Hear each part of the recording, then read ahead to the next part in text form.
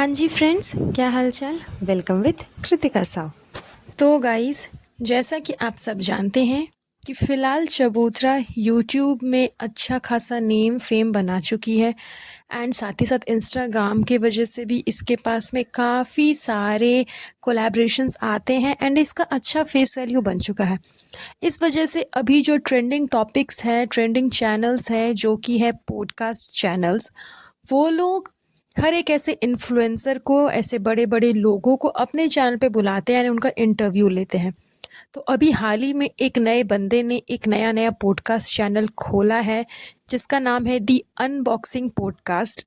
I hope कि आप सबको इसके बारे में पता होगा बिकॉज इनके फर्स्ट एपिसोड पे इनका जो फर्स्ट गेस्ट था वो कोई और नहीं बल्कि यूट्यूब के फेमस जाने माने यूट्यूबर सौरभ जोशी थे।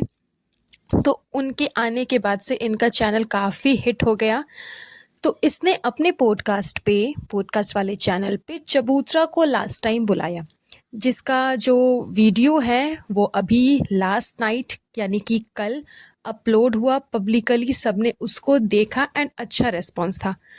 तो जनरली चबूतरा ने जिस तरह से सारे क्वेश्चंस की आंसरिंग की, सारी बातें बताई, सब कुछ कहा, बहुत जगह ट्रोलिंग की शिकार भी हुई एंड बहुत बातों की वजह से वो मतलब ट्रोलिंग से बच भी गई। तो आज का ये पॉडकास्ट उसी टॉपिक के ऊपर में है। आई होप आगे जाकर के आपको ये पॉडकास्ट सुनने में अच्छा लगेगा। तो चलिए आगे बढ़ते हैं पॉडकास्ट में। सबसे पहले जब चबूतरा वहाँ पे गई तो उससे उसके ब्लॉग के इंट्रो के बारे में पूछा गया कि आप इंट्रोडक्शन कैसे करती हो, स्टार्ट कैसे करती हो अपने ब्लॉग को, कैसे आपने सोचा, ये वो हेन तेन फलाना ढिमकाना, काफ़ी सारे बातें हुई। लेकिन मुझे ये चीज़ लगी थोड़ी सी कि जो इस पॉडकास्ट को शूट कर रहा था उसे चबूतरा से ज़्यादा फोकस उस बंदे को करना था जो कि पॉडकास्ट चैनल बना रहा है। I mean to say that कि अगर आप किसी पर्सन को बुलाए हो, उनका इंटरव्यू ले रहे हो, तो आप उसे दिखाओगे ना ज़्यादा। लेकिन बीच में आप देखोगे हाफ टाइम के बाद चबूतरा आंसर कर रही है, लेकिन वीडियो में वो इंसान नज़र आ रहा है जो कि पॉडकास्ट बना रहा है, जो कि उससे क्वेश्चन कर रहा है, जो कि उसका इंटरव्यू ले रहा है। तो मतलब कैमरेमैन को भी पता है कि इस बंदी को दिखाने लायक ऐसा कुछ भी नहीं है इसमें कि इसको दिखाया जाए ज़्यादा कर करके। थोड़ा बहुत क्लिप उसका शूट किया गया एंड बहुत ज़्यादा जगह पे उसी लड़के को कैप्चर किया गया जो कि पॉडकास्ट बना रहा था, जो कि इंटरव्यू ले रहा था। आई डोंट नो उसका नेम क्या है, लेकिन उसी को दिखाया गया। तो ये चीज़ मुझे बहुत अटपटी लगी। पता नहीं नया कैमरामैन था इस वजह से उससे ये मिस्टेक हुई, या फिर इन लोगों ने पहले से प्लान करके रखा था कि हाँ हल्का फुल्का क्लिप चबूतरा का दिखाना है, बाद बाकी पूरा जो है वो उसी लड़के को दिखाना है। तो इससे ये साफ समझ में आता है कि चबूतरा की क्या इम्पोर्टेंस है एंड वो कितना उसका फेस वैल्यू बना हुआ है। उसके बाद उसने इंटरव्यू में बहुत जगह पे ये बात बोला कि मेरे भाई बहुत अच्छे हैं, भाभी बहुत अच्छी है, लोगों को ऐसा लगता है कि इतनी अच्छी फैमिली नहीं हो सकती, स्वीट फैमिली नहीं हो सकती, सब एक दूसरे के साथ मिल के नहीं रह सकते, लेकिन हम लोग रहते हैं, ये वो। एंड बहुत जगह पे बोलते बोलते वो इस तरह से स्लिप कर गई कि उसकी अंदर की बात सामने आ गई। जैसे कि काफ़ी जगह पे उसने कहा कि अगर मैं और भाभी लड़ेंगे तो भाई को बहुत तकलीफ़ होगी एंड भाभी हमारे साथ कैसे बिहेव करेगी, कैसे हमारे साथ में रहेगी, ये सारी चीज़ें स्टार्टिंग में भाई ने तय की थी, क्योंकि भाई जिस तरह से हमारे साथ में रहेंगे उसी तरह से भाभी भी रहेगी।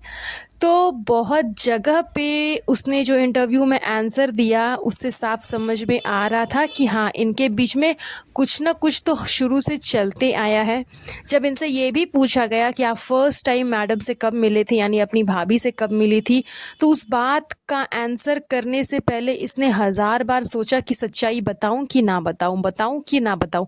बिकॉज पब्लिक को तो कुछ और पता है, ये कुछ और बोल देगी। रियलिटी अगर इसने बता दी तो पब्लिक के सामने मैडम का इंप्रेशन चला जाएगा कि अच्छा मैडम ने झूठ कहा था कि वो जानती नहीं थी जनाब को, ये वो सब कुछ सडनली हो गया, ये वो फलाना ढिमकाना। तो इस चीज़ का आंसर करने के लिए इसने बहुत अच्छे से अपने बात को कवर किया कि मुझे बातें याद नहीं रहती, मुझे बातें बहुत कम याद रहती हैं, मेरी प्रॉब्लम जो है, मेरी तबीयत जो हमेशा ख़राब रहती है, मैं जो इतने सारे मेडिसिन्स लेती हूँ, इन सब चीज़ों की वजह से मुझे एग्ज़ैक्ट बात याद नहीं रहती। हाँ, आगे पीछे हो सकता है, लेकिन मुझे एग्ज़ैक्ट बात याद नहीं थी। तो इसने बताया कि फ़र्स्ट टाइम ये लोग एयरपोर्ट पे मिले थे, जब इसकी जो प्यारी ननद भाभी जान हैं, वो इसे रिसीव करने के लिए आई थी, एंड फिर ये लोग सब मिल कर के मुंबई देख रहे थे। यानी ये लोग फर्स्ट टाइम जब मौदा से आए थे, तभी मैडम साहिबा इनसे मिली थी। यानी इससे पहले से ही वो जनाब को जानती थी, क्योंकि जनाब ही सिर्फ यहाँ पे रहते थे। उन्होंने टीवी सीरियल्स की थी, तो उस टाइम पे वही सिर्फ यहाँ पे रहते थे और ये लोग सब मौदा में ही रहते थे। तो इस बात को आंसर करने से पहले चबूतरा ने बहुत बार सोचा कि कहीं असलियत सामने ना आ जाए, इसलिए अच्छा कवर अप किया इसने। उसके बाद अपने खाने पीने को अच्छा कवर अप किया कि मैं मेडिसिन्स लेती हूँ, इस वजह से मुझे जो वेट मेरा है वो पुट ऑन हो गया है, मैं उतना खाती पीती नहीं हूँ। बहुत बार सोचती हूँ कि मेडिसिन छोड़ दूँ, लेकिन कोई डॉक्टर बोलते हैं नहीं एकदम लेना कंपलसरी है, कोई बोलते हैं कि नहीं छोड़ दो, वेट पुट ऑन हो रहा है, तो मैं क्या करूँ? मतलब पागल है ये क्या? एक एक इंसान एक ही डॉक्टर से ना दिखाएगा। मान लो आप बहुत अलग अलग डॉक्टर से राय ले रहे हो, दिखा रहे हो, ठीक है। मैं ये भी नहीं कहती कि एक ही डॉक्टर से आप जीवन भर दिखाओ, नहीं, ठीक है, डॉक्टर चेंज करते रहना चाहिए। लेकिन जब आप किसी पहले वाले डॉक्टर को दिखा रहे हो, उन्होंने कुछ मेडिसिन आपको दिया है, कुछ सजेस्ट किया है, तो उसका जो टोटल कोर्स है, जितने दिनों का, जितने टाइम पीरियड का, वो कंप्लीट करके ही ना आप दूसरे डॉक्टर के पास में जाओगे। कि मुझे फर्स्ट वाले डॉक्टर ने ऐसा कहा तो मुझे वो चीज़ सूट नहीं की, या फिर मुझे उससे कुछ प्रॉब्लम हुई, तो पहले तो उसी डॉक्टर को बताना चाहिए था। एंड उसके बाद भी अगर कोई चीज़ नॉर्मल नहीं हुई तो आप नेक्स्ट डॉक्टर के पास में जा सकते हो। लेकिन आप फर्स्ट वाले कोर्स को कंप्लीट कर लोगे तब ना। फॉर एग्जाम्पल, जिसको बातें समझ में नहीं आ रही है, कि अगर आपको फीवर है तो आपको डॉक्टर ने 3 दिन की दवाई दी कि आप 3 दिन के बाद 3 दिन ये दवाई ले लो, आपकी फीवर कम हो जाएगी। लेकिन बाय द वे उस फीवर वाला दवा खाने के बाद आपको कफ हो गया, या फिर वो फीवर वाला दवा बहुत हाई था, इस वजह से आपकी तबीयत थोड़ी और ज़्यादा लो हो गई, आपको वीकनेस लगने लगी, तो आप जाकर के फिर से उस डॉक्टर को बताओगे कि मुझे ऐसा ऐसा हो रहा था। अगर उसके बावजूद आपकी तबीयत में सुधार नहीं आया, तो आप नेक्स्ट डॉक्टर के पास में जाओगे कि मैंने 3 दिन ये दवाई खाई थी, इसके बाद ऐसा ऐसा रिजल्ट आया। कि आप फर्स्ट ही डे पे चले जाओगे कि आपको दोनों दवा खानी पड़ेगी। तो इसकी बातें मुझे समझ में नहीं आती है कि अगर किसी पहले वाले डॉक्टर ने इसे कंसल्ट किया कि नहीं तुम्हें ये मेडिसिन खानी है जिससे इसका वेट पुट ऑन हो रहा है, तो जब ये दूसरे डॉक्टर के पास में गई, डॉक्टर ने कहा कि नहीं तुम इसे छोड़ दो क्योंकि तुम्हारा ये पुट ऑन हो रहा है, तो अरे यार उसका जो टाइम पीरियड है वो ख़त्म करके ही ना तुम उसे छोड़ोगी, कि दोनों डॉक्टर के दवा को खाओगी। अगर दोनों डॉक्टर के मेडिसिन को ये खाएगी तो जाहिर सी बात है कि कुछ ना कुछ तो रिएक्शंस होंगे ही, कुछ ना कुछ तो डिफेक्टिव होंगे ही इसके अंदर। तभी तो, क्योंकि दो दवा एक साथ इंसान नहीं खा सकता ना। आप एक डॉक्टर की दवा को एक बार खा सकते हो, फिर दूसरे डॉक्टर की दवा को दूसरे बार में खाना, टाइम पीरियड कंप्लीट करने के बाद। लेकिन इसका ऊपर का माला इतना खाली है कि इसे ये सारी बातें समझ में नहीं आती। पहले वाले ने बोला खाने के लिए तो खाऊंगी, दूसरे वाले ने बोला छोड़ने के लिए तो छोड़ दूंगी, तो वो सब घूम फिर करके कहाँ जाएगा? आप ही की बॉडी में न जाएगा, क्योंकि मेडिसिन तो आप ही ले रहे हो। तो इसके आंसर्स भी इतने सारे कॉम्प्लिकेटेड थे, मतलब अपने आप को बचाने के चक्कर में अजीब तरीके की अटपटे चीज़ें इसने बताई। कहीं बोली कि मैं मेडिसिन्स की वजह से फूल गई हूँ, मैं खाती नहीं हूँ उतना, मैं बहुत डाइट पे रहती हूँ, तो खैर वो तो व्लॉग में दिख ही जाता है। एंड बाद बाकी जो रह गई इनकी ट्रोलिंग, कि लोग ऐसा कहते हैं वैसा कहते हैं, तो ये तो खैर इनकी हरकतों पे ही डिपेंड करता है। जैसे इनकी हरकतें हैं वैसे लोग इनके बारे में कमेंट करते हैं, वैसे लोग इनके बारे में बोलते हैं।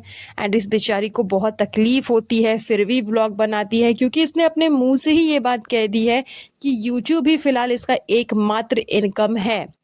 इसके अलावा इसके पास में इनकम का सोर्स कुछ भी नहीं है, सिर्फ यूट्यूब ही है फ़िलहाल। अभी हाल फ़िलहाल इसने रेस्टोरेंट ओपन कर लिया है, जो कि अच्छा खासा चल रहा है। हमेशा पर डे ये लोग कुछ ना कुछ पोस्ट करते ही रहते हैं। लेकिन इससे पहले यूट्यूब ही एक ऐसा मात्र सोर्स है जिसकी वजह से इनकी इनकम होती है। तो ये सारी चीज़ें इसने अपने इस वाले पॉडकास्ट वाले इंटरव्यू में बताया था। और भी काफ़ी सारी चीज़ें थी जो कि मैं आपको नेक्स्ट पॉडकास्ट में डिस्कस करूँगी, क्योंकि ये पॉडकास्ट ज़्यादा लंबा हो रहा है। तो तब तक के लिए पॉडकास्ट यहीं पर एंड करते हैं। बहुत जल्द मिलूँगी आप लोगों से एक नए पॉडकास्ट पे। वेल गाइस, मुझे कमेंट करके ज़रूर बताइएगा कि आपको आज का ये पॉडकास्ट कैसा लगा। एंड प्लीज़ चैनल को सब्सक्राइब कर करके वीडियो को लाइक कर दीजिएगा। तब तक के लिए अपना ध्यान रखें। Have a nice day. Bye bye.